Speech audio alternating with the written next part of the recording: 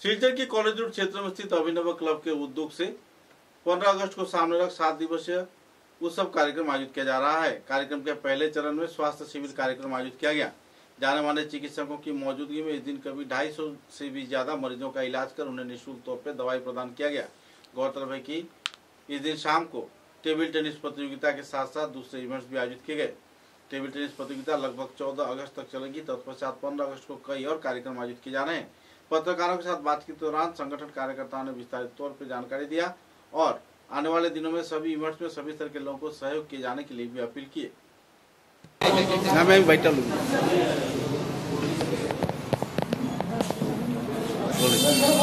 প্রতি বছরের মতো এইবারও আমরা আমাদের বাৎসরিক অনুষ্ঠান 10 থেকে 15 আগস্ট পর্যন্ত অনুষ্ঠিত করতে চলছে। এইবার আমরা বাৎসরিক অনুষ্ঠানের শুরুয়াত আমরা স্বাস্থ্য শিবির দিয়ে শুরু করছি। কি শিবির থাকছে? স্বাস্থ্য শিবিরে যেমন ডাক্তার 3 জন থাকবেন, ফ্রি মেডিসিন দেওয়া হবে, ঔষধ দেওয়া হবে, বিতরণ করা হবে, আবার সঙ্গে রক্ত পরীক্ষাও হবে, ফ্রিতে রক্ত পরীক্ষাও হবে। কেমন সাড়া পেলেন? ভালোই সাড়া পেয়েছি। এইবার আমরা প্রথম স্বাস্থ্য শিবিরে আয়োজন করছি, ভালোই সাড়া পেয়েছি আমরা।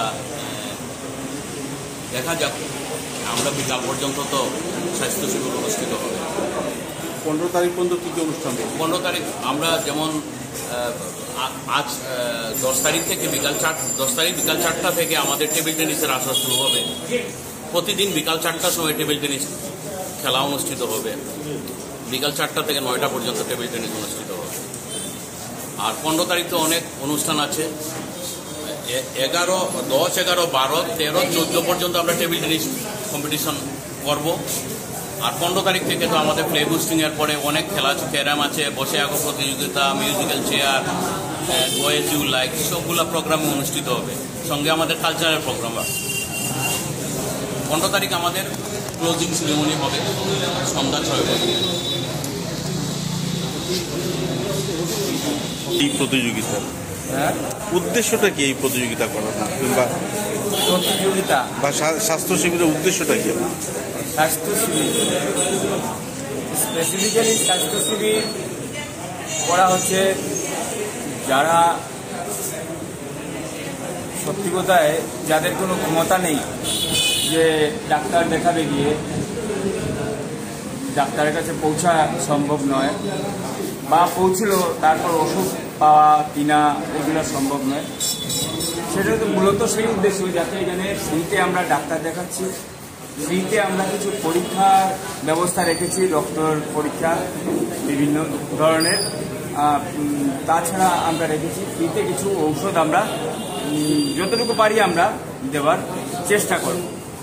সেটা মূলত সেই উদ্দেশ্য,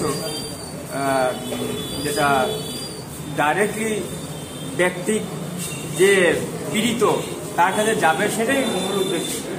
যাদের পয়সা আছে ওরা তো বড় বড় হসপিটালে গিয়ে করতে পারবে, তাদের জন্য অ্যাকচুয়ালি সেটা আমরা আয়োজন করেছি। আমরা যারা বিলো লেভেলে আছে, পভার্টি লাইন। ধন্যবাদ।